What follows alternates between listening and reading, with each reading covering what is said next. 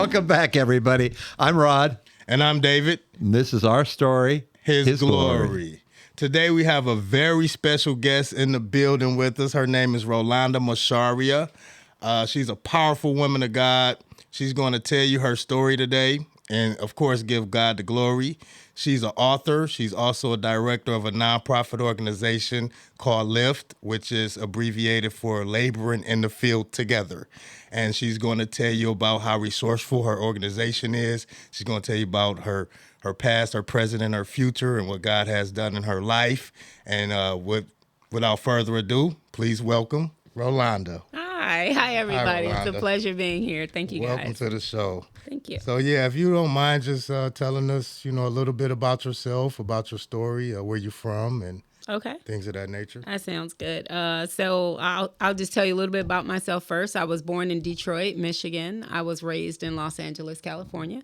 I moved out to McKinney, Texas in 2005 with my 5 children. My husband followed me the following year. The reason he didn't come with us is because he himself was in a 1-year rehabilitation program due to narcotics addiction. Okay. So me and the kids came. I have been an employee at Bank of America for 23 years. I am on the Texas Workforce Solutions Board of Directors, and I am a mother of 5 and a grandmother of about to be 20 in July when my grandson gets here. So pretty excited.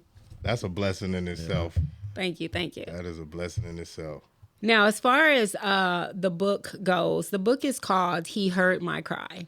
And so I'll kind of paint the picture about the book and what prompted me to write that book.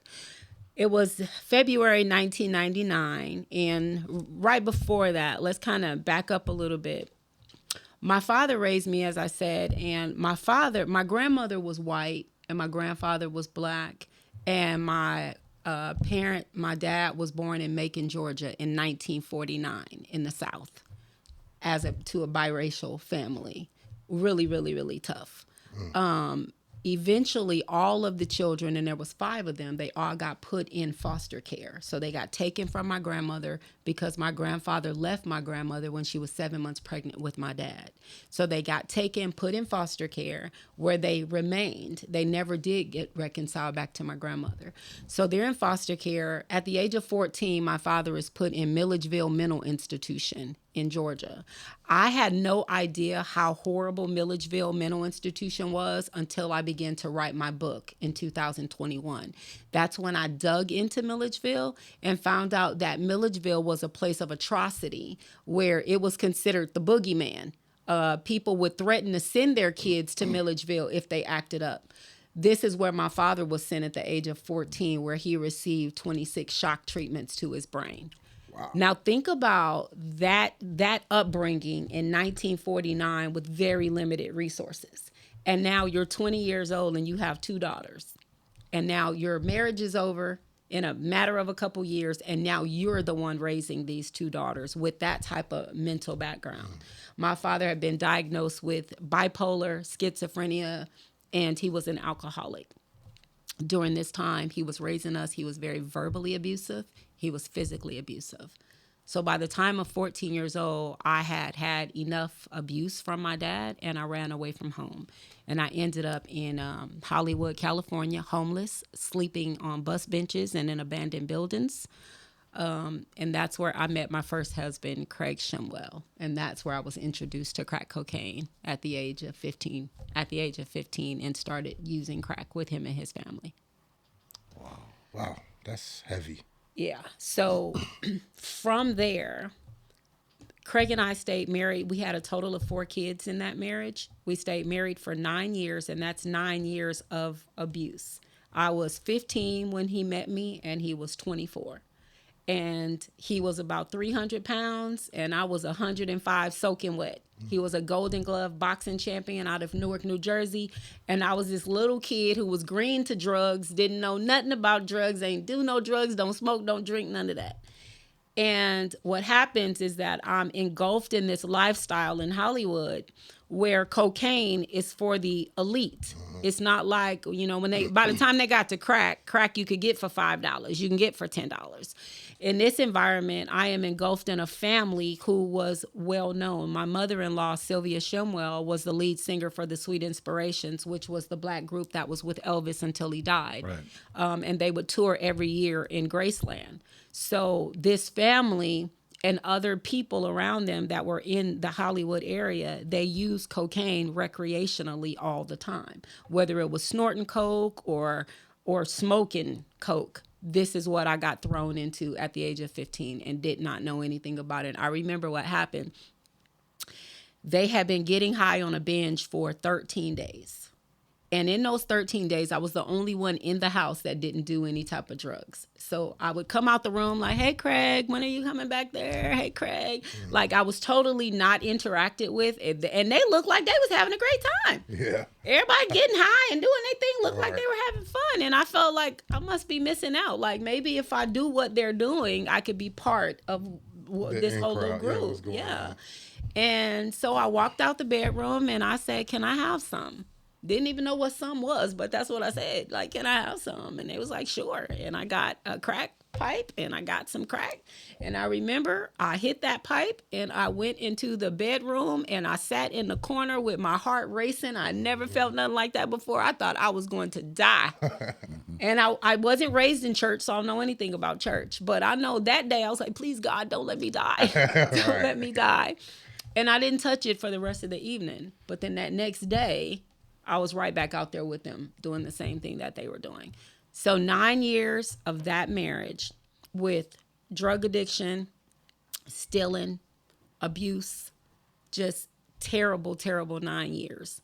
What ended up happening is that I finally got a divorce and I got enough courage to take my kids and walk. Praise God. So I get the divorce and then 3 years later, I marry Michael.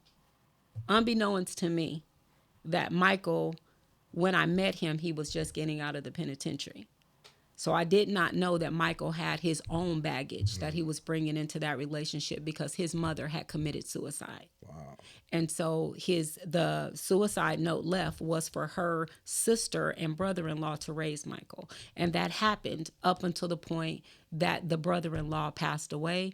Apparently, they were also doing drugs.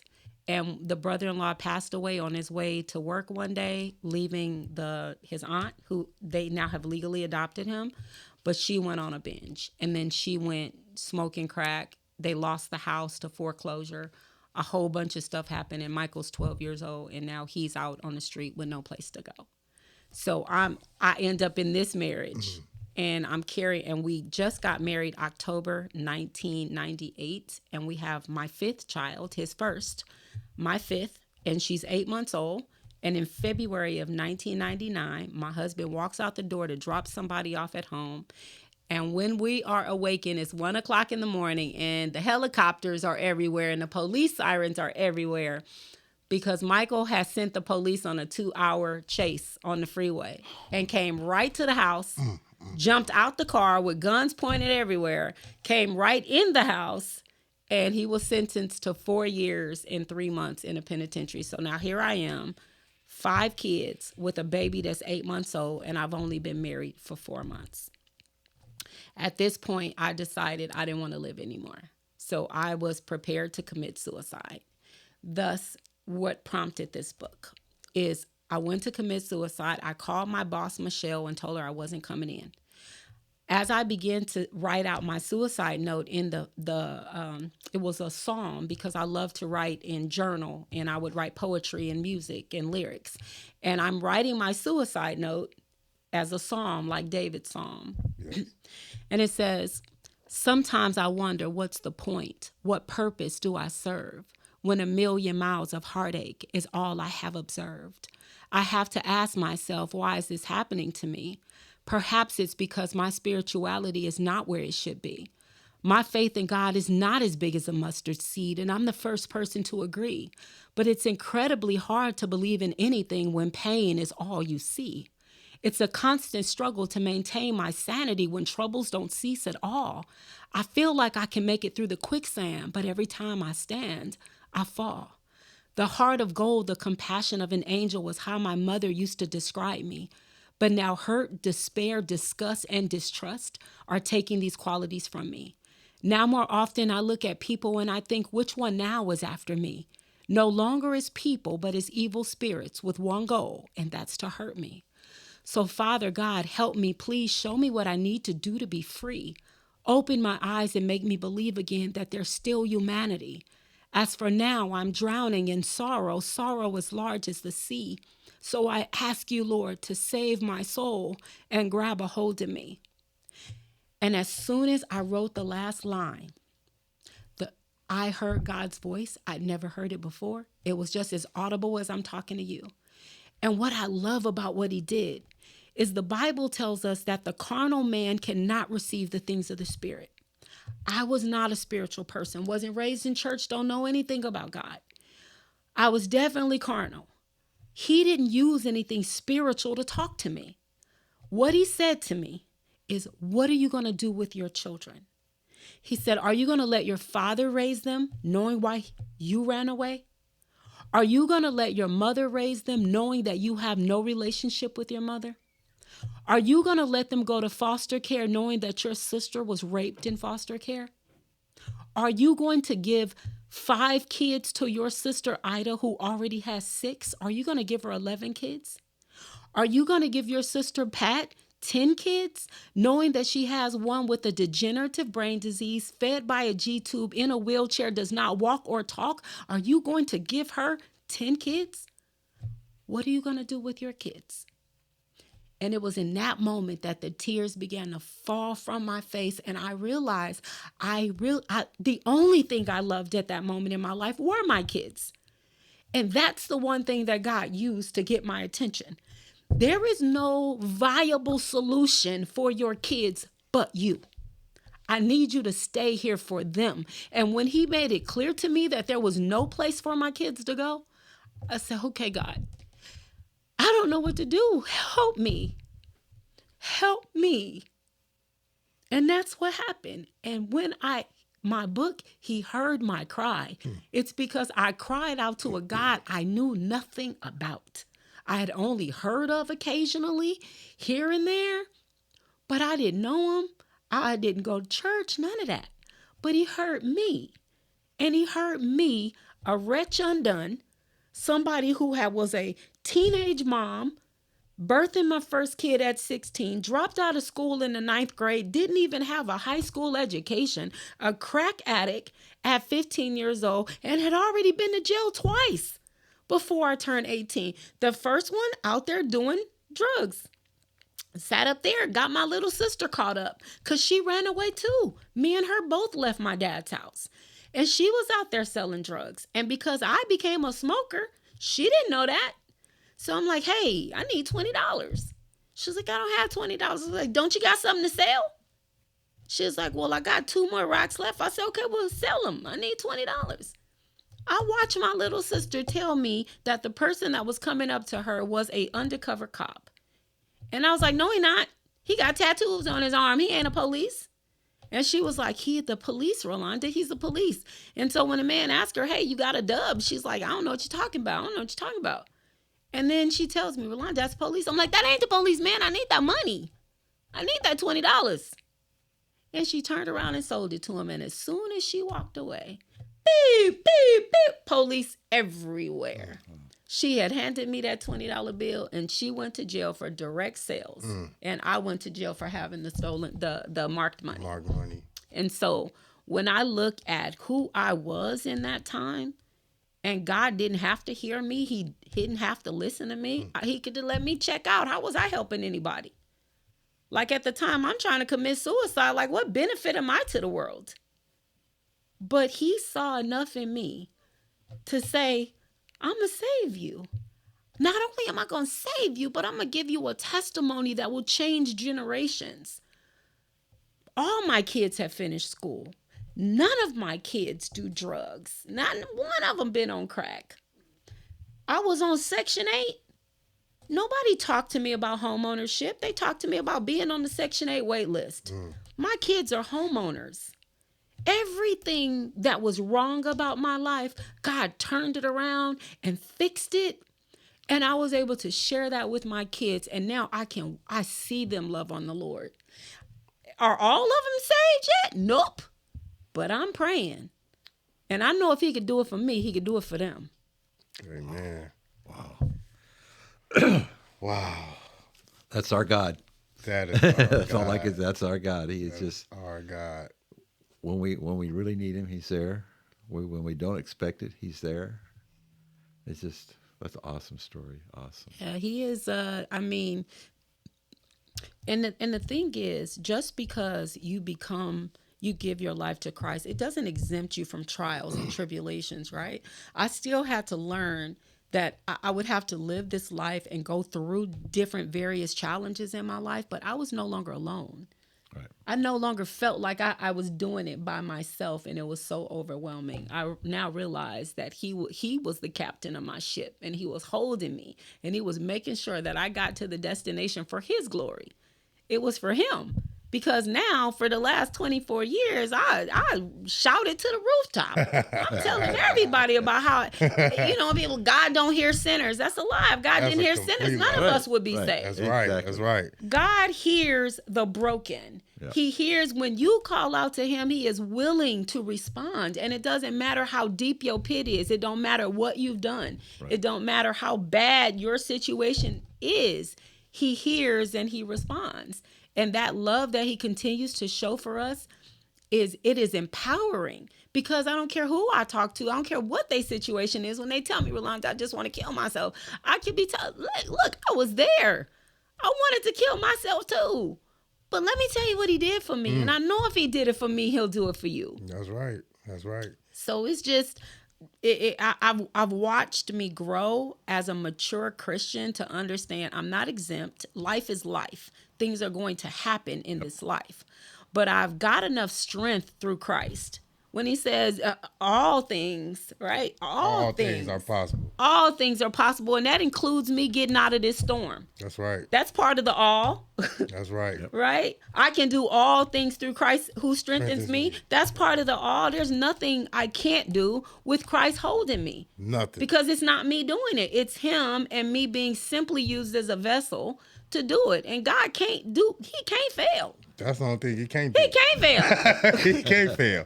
And if he bring you to it, he'll bring you through it. That part. He'll bring you through it. And your story is so amazing and it's so heartwarming. It brought me to tears. And what you did is his God says, if my people who are called by my name, so he called you by his name, you was his. He sealed you. He bought you. I mean, you've been bought with a price, and that's the blood of Christ. Yeah. He said, my people who are called by my name shall humble themselves, pray, and turn from their wicked ways. Then I will hear from heaven and heal their land. And he heard your cry. Yeah. And he healed your land. And you a walking testimony. You're a miracle. Yeah. Like, I'm looking at a miracle right now, like overwhelmed. He's good. And I mean, I've learned some very valuable lessons in this walk. Some lessons that are, I used to think, like my husband, Michael, like I said, me and Michael were married for 19 years. I lost my husband right here in McKinney, Texas, 9.5 years ago when my house caught on fire and my husband didn't make it out. Four of our kids were adults, and my baby Deja was a sophomore at McKinney Boyd High School. And the way that impacted my family, it was overwhelming. My daughter became suicidal. I've had to take her to Medical City of McKinney to be triaged. She's been placed in the Green Oaks. Like, literally, it was a day by day by day to keep telling her, Deja, hold on. It's going to be all right. Just hold on, baby. Hold on. I'm telling you, it's going to... That type of pain, you being a mom and you watching your teenage daughter go through this level of grief, and you can't really grieve. I couldn't really grieve because I've lost my husband of almost 20 years. My home is burnt to the ground. There's nothing salvageable, not even the bricks. Only the concrete slab was salvageable. I have no place to live, and I still have a minor that I have to find and put a roof. I would go to church. I was singing in the choir. I go to church after that every Sunday, and I was a shell. I would lay in my bed in a fetal position and cry out to God in the middle of the night because the pain was so unbearable. I never experienced grief like that in my life. But as I kept going, I just kept going to church. I kept singing in the choir, even though part of me didn't want to. I just wanted to ball up and just be in my own little shell. But God kept getting me up, and he was like, go, just go, just go. And I'll never forget, one day I'm leading a song in praise and worship. And tears start flowing down my face. And it's because I realized at that moment, I'm okay. I don't know when you did it, God. I don't know what day, what time, what moment. But in that moment, I realized that I was okay.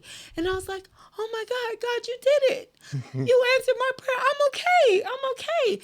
And in all of that, just watching him build testimony after testimony after testimony in my life, the Lift R&R is a result of that. Because when I was going through my grief, I would go to Google and I type in, how do you get over the death of a loved one? How do you become, how do you feel emotions again once you've lost your loved one? Like every question I could think about putting it in. And Google just kept, of course, bringing up articles after articles and paid ads after paid ads. And finally, somewhere on the third or fourth page, I found a place called Grief Share. I'd never heard of it before, but it was called Grief Share. And I clicked on there and I looked and you put in your zip code. And I was like, wait a minute, there's 10 grief shares right here in McKinney? And I'd been there for 9 years, never heard of them. So I decided to go to one of the grief shares. And it was right here at Covenant Church, right down the street. And it was the most powerful 12 weeks of my life. It showed me how to properly get through grief. It showed me that I wasn't crazy when I was just losing it. I could be driving down the street and get overwhelmed with tears and a flood of emotions. And it taught me all of that's normal in grief. I later became a facilitator for Grief Share, and I ended up facilitating for 2 years to help other people get through grief. And I realized, how can something right here be right in our face and we don't know that it exists?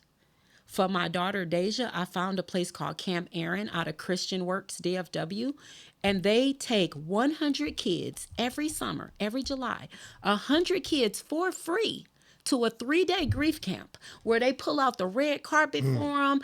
It is gorgeously beautiful, and they teach them tools to get through grief. Kids 5 to 17 years old. Wow. How is that right in our midst and we don't know it exists? And that's what made me think about Lift R&R. Laboring in the field together, resources and referrals. I'm gathering all of these different resources and I'm sharing them to the public. I'm telling people that this exists because the nonprofits are there and they're doing the work. We just don't know that they're there. And so I give word to the nonprofits. I put their information on our digital platforms for free. Don't charge them anything. We do micro grants, and we just gave out $2,000 this week to 3 different nonprofits. All of this is to help get the word out that you have a service that's needed in the community. And I'm going to be your advocate to help get the word out because I know what it did for me and my daughter. And because of that, now we want to help everybody else. That's awesome. I'm speechless. I mean, this is, wow, what a blessing. You were introduced to us by one of our house members that you could speak for us, and we kind of both wondered what are we going to have, and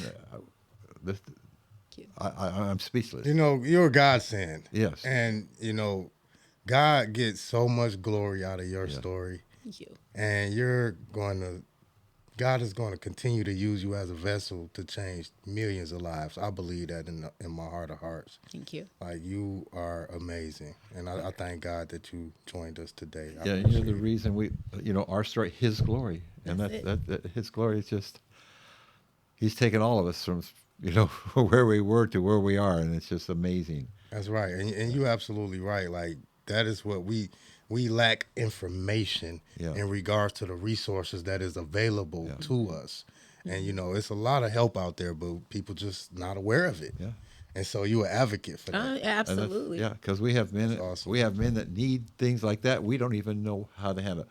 we can talk to them what God's done in our life, what God's done out there, but sometimes they have the mental issues that they need some place in they're grieving. Yeah. I mean, most of the men that come to our house, they didn't have fathers. They had horrible lives. Right. And, you know, and they've lost a relative or something, and it's just, they still grieve. And this is something we don't know how to handle because that's not our area of expertise. Yeah. Exactly. We're working with druggies because we were one. All right. God At saved some us, point. so. Yeah. But So once again, she's the author of He Heard My Cry. And can you tell them where they could get your book at? Yes, the book is on Amazon. So you can get the Kindle off Amazon. You can get the soft copy on lulu.com, and you can get the ebook off of Barnes & Noble. Awesome. And for resources, you can always go to liftrnr.org, and in the search field where it says search NPOs, you put in your zip code and it'll bring up any nonprofit organizations that we have in our database in your area. We also just published our first directory. So this is the McKinney Nonprofit Directory for 2023. So that'll be available within the next week or so. Awesome. And griefshare.org, I will tell anybody, if you have grief, if you are going through grief, and sometimes there's compound grief, because what happens is we lose somebody and we're grieving, but we don't get any help for that grief. And don't address that grief, and then something else happened, And now this- you... exactly, and you have compound grief, and people wonder why you just lost it like out of nowhere, but they didn't realize that you had so many different layers and levels of grief that went unchecked. You didn't know. When my husband passed away, it was 6 months before I went to a grocery store to go grocery shopping. When I finally went to the grocery store, I remember that I was so happy, like I did it. Ro, you went to the grocery store. So I got all this stuff in my basket. And I happened to look down, and there was like a hot sauce. Mind you, I don't eat anything hot. So there was jalapenos and hot sauce and coffee, and I don't drink coffee. My husband drank coffee. Yeah. And so what dawned on me at that moment is that what I had in the basket was as if I was shopping for your him. husband. So I started crying, and this Walmart employee walks up and he says, "Ma'am, are you okay?" And I looked up, and his name tag said Michael, which was my husband's name. And I just looked at the name tag, it said Michael, and I started bawling, and I ran out into my car, left the basket there, ran out in my car. I'm in the parking lot, and I'm hyperventilating. And I remember that Grief Share sends out a daily email every day for the first 365 days. It walks on that journey with you, and that includes a daily email that's biblically based, but practical application, and it tells you some things to expect. And I remember, oh, that's right. Grief Share said this was normal. This is normal. It's normal. And I pulled up the email, and once I read it and said, and it literally gave that example of what I just experienced, saw that it was normal. I was like, okay, Ro, you're not tripping. This is normal. This is normal. So anybody needing help for grief, griefshare.org, amazing organization, and it's free. Wow. Griefshare.org. Okay, so this is one of our best episodes thus far. Thank you, Rolanda, for joining us. so much. Hopefully, this will be the start of a lifelong relationship, because Awesome. we're not going to let you get away from us at this point. Thanks for tuning in to Our Story, His Glory. Continue to tune in with us next week. God bless you. We love you. We love you always, yes. Thank you, guys. Have Be a good blessed. week. Bye-bye. Good night.